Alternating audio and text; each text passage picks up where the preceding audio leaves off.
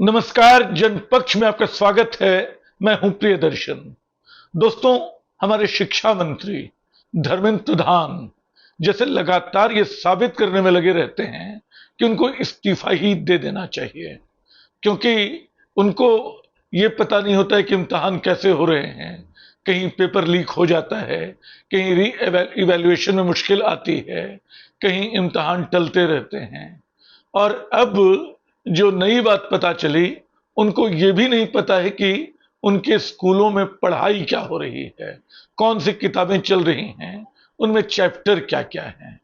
अभी पिछले दिनों उनका बयान आया कि पहली बार पाठ्य पुस्तकों में इमरजेंसी की पढ़ाई होगी। इमरजेंसी यानी 1975 से 77 के बीच का वो दौर जब इंदिरा गांधी ने देश पे आपातकाल थोपा था। निश्चित तौर पे वो भारतीय लोकतंत्र का सबसे चुनौती भरा दौर था और उसकी पढ़ाई होनी भी चाहिए। लेकिन किस मंशा से धर्मेंद्र प्रधान ये पढ़ाई करवाना चाहते हैं, एक तो सवाल ये है। और दूसरा ये है कि क्या अब तक ये पढ़ाई नहीं हो रही थी? इस बात पे उनकी गैर जानकारी मुझे हैरान करती है। या तो उनको पता नहीं है या वो जनता से झूठ बोल रहे हैं। सच ये है कि बरसों से इमरजेंसी पे एक पूरा अध्याय, कोई छोटा सा हिस्सा नहीं, 12वीं की किताब में एक पूरा अध्याय चल रहा है और उसमें कोई छुपाव दुराव नहीं है। इमरजेंसी की ज्यादतियों के बारे में, उस दौर में लोकतांत्रिक चुनौतियों के बारे में, इमरजेंसी के बाद जो कुछ हुआ, जिस तरह इंदिरा गांधी हारी, कांग्रेस को पराजय झेलनी पड़ी, उन सब के बारे में विस्तार से चर्चा है।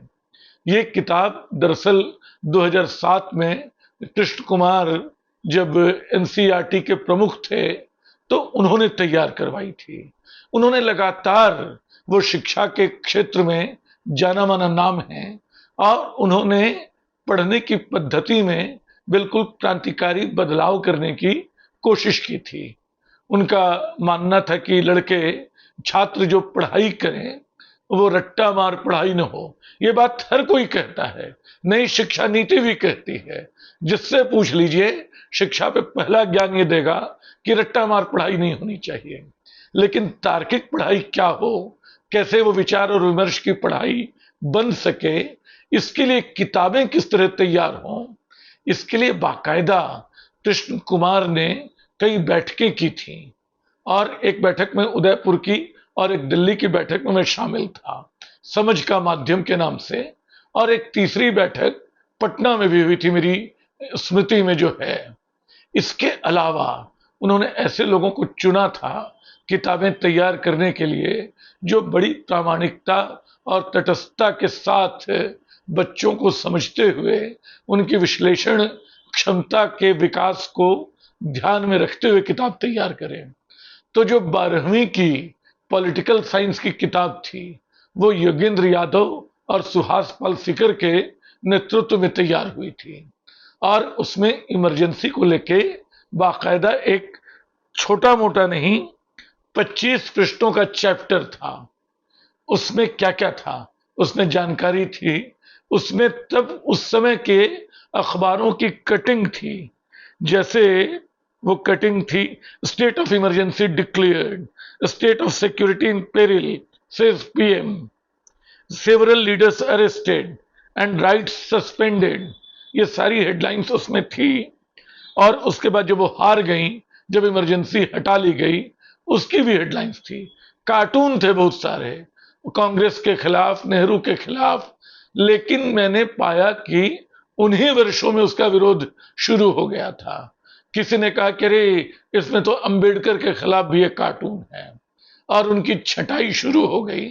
कपिल सिब्बल जो वकील से मंत्री बने, पता नहीं नेता कैसे रहे वो, उन्होंने धड़ धड़ एक आध नहीं 150 कार्टूनों पे को कतर दिया किताब से, या इसकी सिफारिश आई उन दिनों।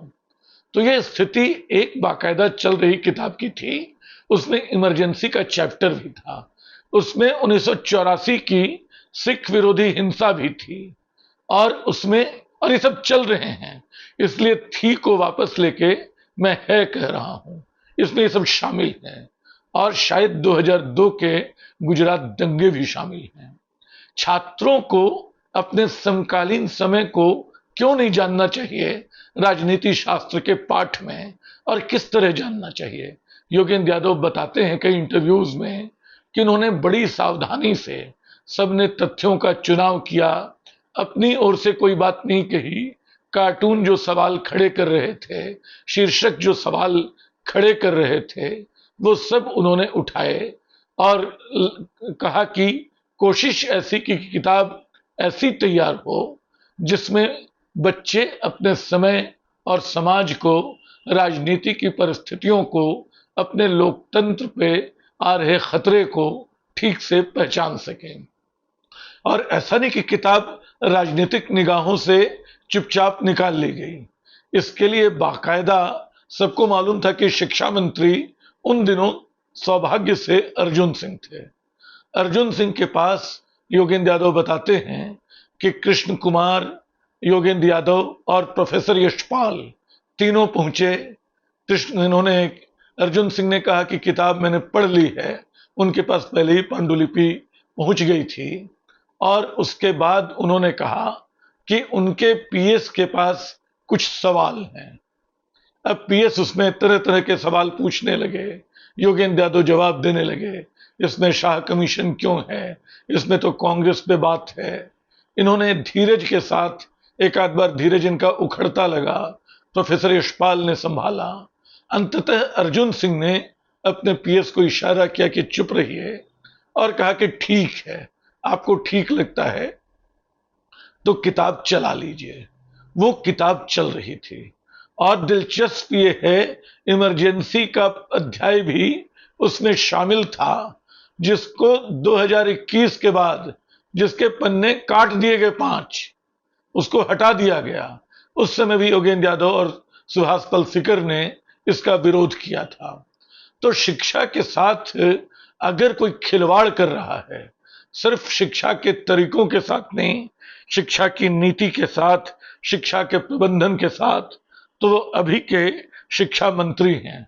अफसोस की बात यह है कि मीडिया भी जैसे भूल गया है। उसकी स्मृति इतनी छोटी है कि वो भूल गया कि सारा कुछ कोर्स में शामिल है, या वो देखना ही नहीं चाहता कि बच्चे क्या पढ़ रहे हैं। स्कूलों को लेके पता नहीं किन अखबारों में कितनी बीट रिपोर्टर्स के पास रह गई है, लेकिन उनको पता नहीं, तो सबने मंत्री के इस दावे को बड़ी प्रमुखता से छापा कि पहली बार इमरजेंसी का पाठ कराया जाएगा। बहुत अच्छी बात है। काश कि मंत्री जी ये भी कहते, इमरजेंसी असल में, दुर्भाग्य से, थोड़ा इमरजेंसी भी बात कर ले रहा हूं, इमरजेंसी असल में दुर्भाग्य से मंत्री जी की निगाह में कांग्रेस का वो पाप है, वो छड़ी है जिसके सहारे आज की कांग्रेस को भी पीटा जा सकता है, आज भी उसकी कलई खोली जा सकती है।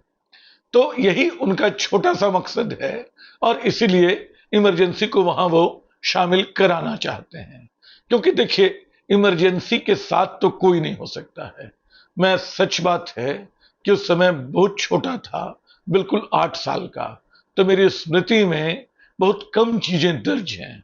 बस ये ख्याल आता है कि मेरी माँ के साथ एक छात्र पढ़ते थे। माँ उन दिनों एमए में पढ़ाई कर रही थी, और एक राघव आलोक नाम के कवि लेखक, उनकी मृत्यु अब हो चुकी है, उनको पुलिस हॉस्टल से बेमतलब उठा के ले गई थी। 2 दिन बाद वो छूट गए थे। उनका चेहरा सूजा हुआ था, तरह तरह के जख्म थे। वो 2 दिन हमारे घर पे रहे थे। इसके अलावा कई नेताओं के भागने की, छुपने की और जेल जाने की खबर हम लोगों तक पहुंचती रहती थी। तो इमरजेंसी का बहुत बुरा दौर था। सलमान रुश्दी ने अपने उपन्यास मिडनाइट चिल्ड्रन में इसको 19 महीने लंबी अंधेरी रात की संज्ञा दी है।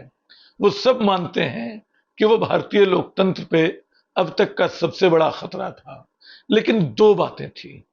इंदिरा गांधी ने इमरजेंसी तो लगा दी, और इमरजेंसी में कोई उनका विरोध नहीं कर रहा था, बल्कि सच ये है जो बात स्पष्ट है कि आरएसएस ने सबसे पहले माफी मांग के अपने आप को इमरजेंसी से किनारे किया, बाद में दलील दी कि हम तो स्ट्रेटेजी बनाने के लिए बाहर किनारे हुए थे। लेकिन माफी मांगने का काम माफी वीरों की परंपरा ने ही किया था।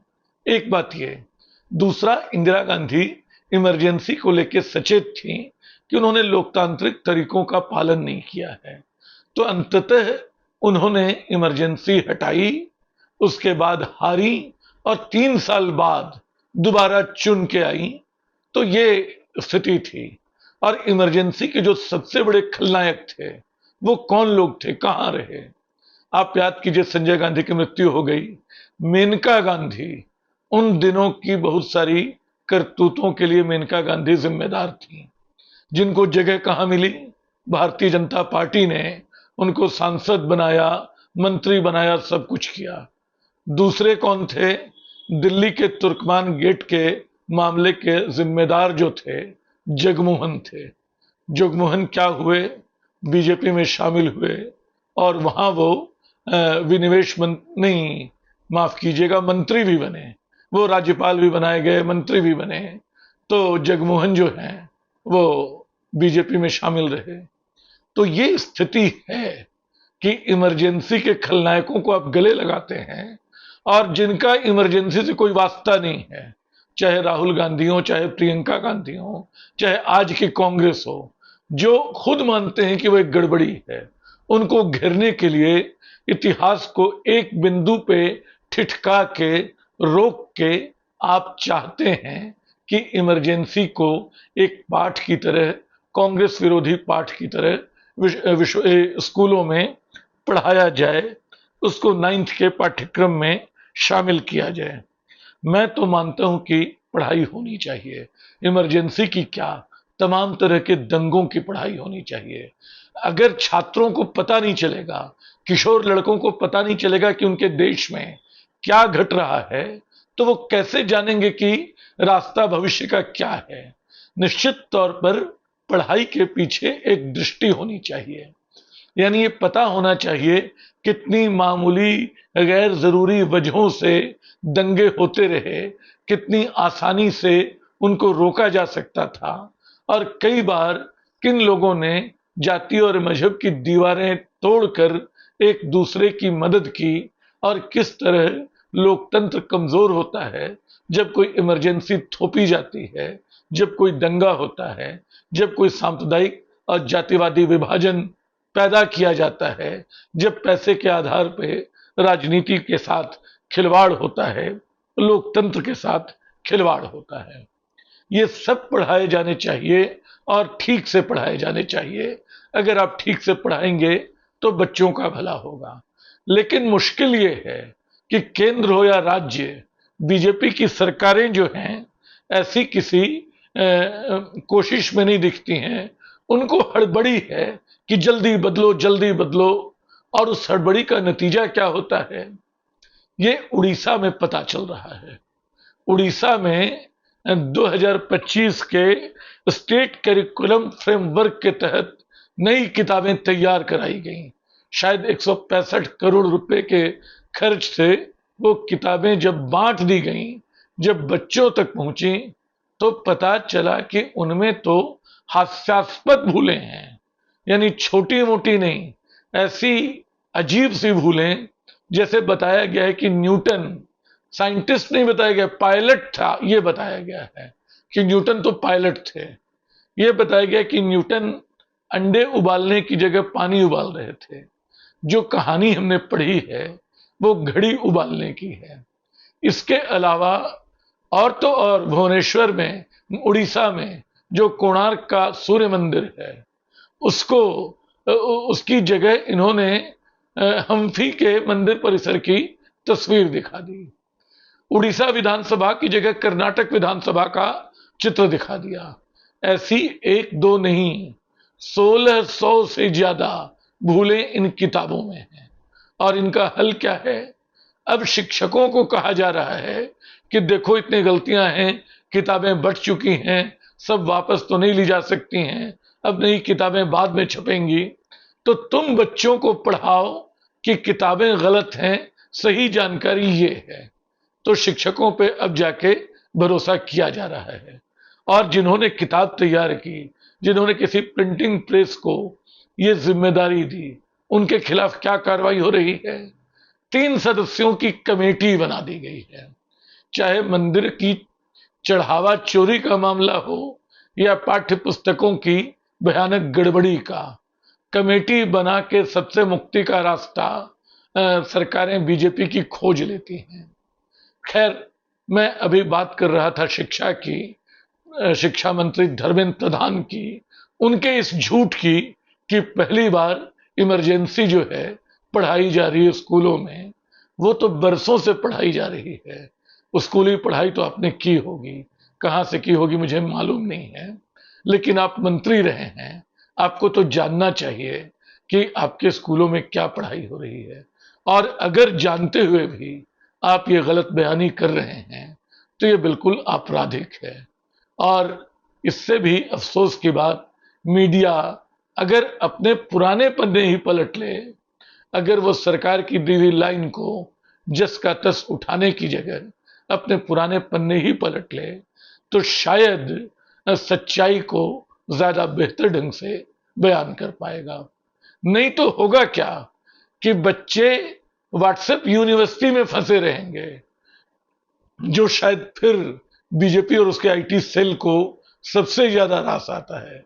रास दूसरे दलों को भी आता है। इधर मैं देख रहा हूं कि बीमारी कांग्रेस के आईटी सेल को भी लग रही है और दूसरी पार्टियों में भी कहीं ना कहीं आ रही है। लेकिन अगर बच्चों को व्हाट्सएप के ज्ञान से बचाना चाहते हैं तो उनको तार्किक बनाइए, उनको थोड़ा पढ़ने लिखने का वास्तविक आधार मुहैया कराइए, ऐसी सामग्री दीजिए जिसको वो ठीक से समझ सकें और देश और दुनिया के बारे में अपना मानस बना सकें, न कि अपनी छोटी राजनीति को साधने में अपने साधनों का इस्तेमाल कीजिए। शुक्रिया।